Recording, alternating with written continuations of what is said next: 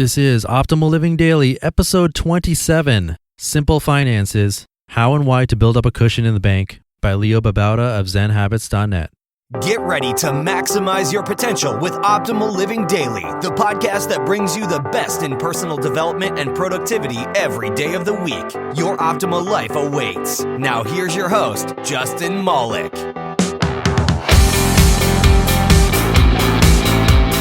Hey, welcome to the show. This is Optimal Living Daily, where I read to you some amazing content from some huge blogs. And now I've officially released my first gift to my email subscribers, which has a lot to do with today's episode. So if you're interested in getting that free gift, keep listening until the end of the episode, which should be in less than 10 minutes, and you'll find out how you can get it too. And on that note, I am sticking with the financial theme for the last week or so and reading to you a post from Babauta of Zen Habits.net. This one's specifically about putting money away, which I'm sure we all struggle with from time to time. So before we go out and spend some more money, let's get right to it and start optimizing your life. Simple Finances, How and Why to Build Up a Cushion in the Bank by Babauta of Zen Habits.net. Recently, I began to do something in my bank account that would have been unthinkable to me a few years ago. Build a relatively large cushion in my account to allow myself to pay all my bills at the beginning of the month. It makes more of a difference than you might think. Building up a cushion in my bank account isn't a complicated concept. Instead of having just about exactly what I need to pay my bills and transfer for savings, and then getting down close to $0 after all the payments are made and transfers completed, I decided to try to have a larger amount in the account even after the bills are paid. Let's take a look at why and then how to do it if you're interested. Why build a cushion? Let's take a step back for just a second. To understand one reason why I want to build a cushion, you have to understand where I came from. It was only a couple of years ago that I was living paycheck to paycheck. That's a scary thing for anyone, but especially if you have a family and only one income. I've since improved my finances, mainly by living more frugally, paying my debts, and learning to save for an emergency fund. But the cushion I've been building helps create a sense of even more security, knowing that in addition to my emergency fund, there's money in the bank in case a bill is automatically deducted without my realizing it, in case I'm out buying something and realize I don't have enough cash, in case there are changes I'm not aware of. Besides security though, there's an equally good reason to build up a cushion in your bank account. It simplifies your finances. For example, if your cushion is big enough, you can pay all of your bills at the beginning of the month instead of paying some each paycheck. And in my case, as I do freelance work and get some income from this blog, I get a bunch of checks a month, which can make bill paying difficult.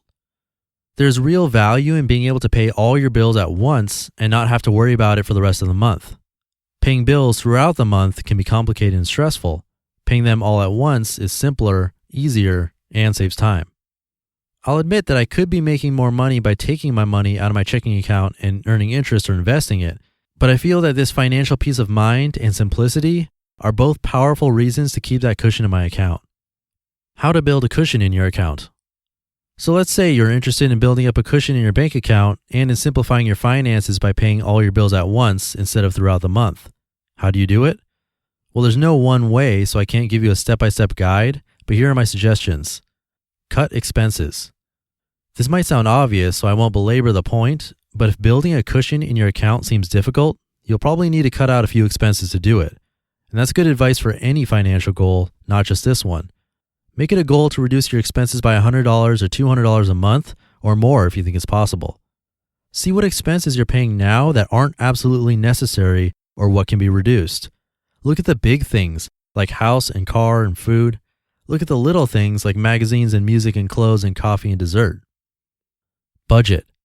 If you're having a hard time financially, and you might not want to hear this, you'll need to create some kind of budget or spending plan. This allows you to plan for your expenses and know where you're going to put your money. With a budget, it's easier to see what you can cut, what's necessary, and how to put a little extra aside for the cushion. It's also good because then you know how large your cushion needs to be in order to pay all your bills at once. Emergency fund. I've talked about how to create an emergency fund. Follow those steps, except for the purposes of this article, you'll want to do one of two things. 1. Create an emergency fund, then a cushion.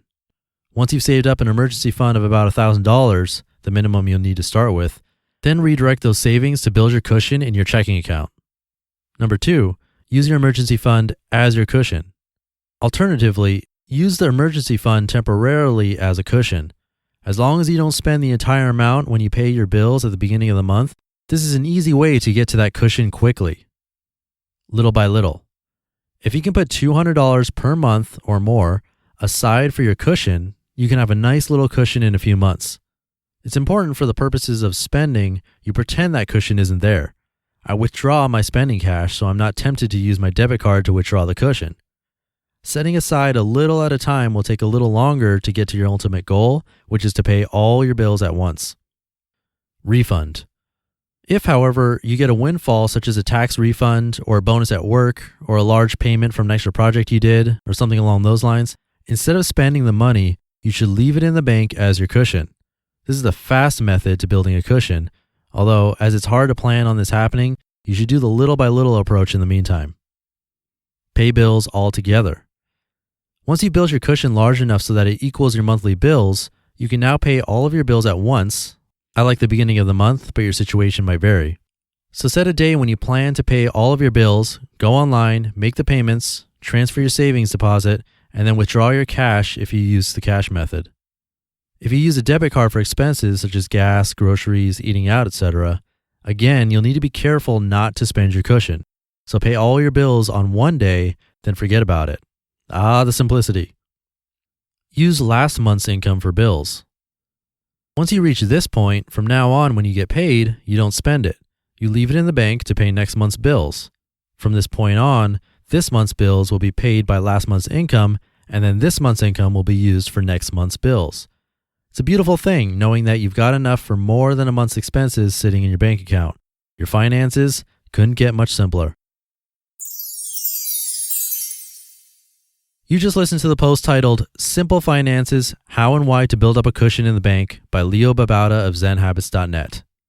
So his steps in there mention to budget and also cut expenses. And I've had my own system for about 6 years or so, and it sounds insane, but hear me out. That system is keeping track of every single penny in and out of my life. So that's all income and expenses. And when I tell people that, they think I'm nuts and it's some sort of crazy OCD thing when I'm like, keeping these receipts and everything. But to me, it just makes sense. We're in a digital world now, so it's now easier than ever. And categorizing those expenses becomes really easy too. So by doing this, you can really get a ton of insight into not only where your money is going, but how much you're saving or losing each day, month, or even year. And let's just say tax season is not stressful for me in the slightest. It's actually somewhat fun. So my gift to you is my money tracker spreadsheet, and you can get that by joining my free weekly newsletter on my site, oldpodcast.com. I built the spreadsheet myself and even hand programmed some stuff into the back of Excel so that it makes it really easy for you to track all this stuff. And it's automated like crazy. The spreadsheet even comes with a video tutorial that I did myself, going over how to use it and how it can change your life. Again, all free. All you have to do is become part of the old family by joining my email list at oldpodcast.com. And that's it for episode 27. That means I'm quickly approaching my first month of doing this, and it's definitely been one crazy ride. I'll catch you tomorrow where your optimal life awaits.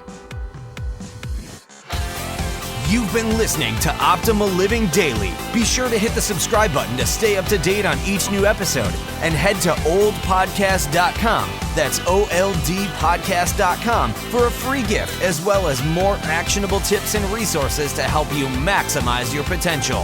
Thanks for joining us, and remember, your optimal life awaits.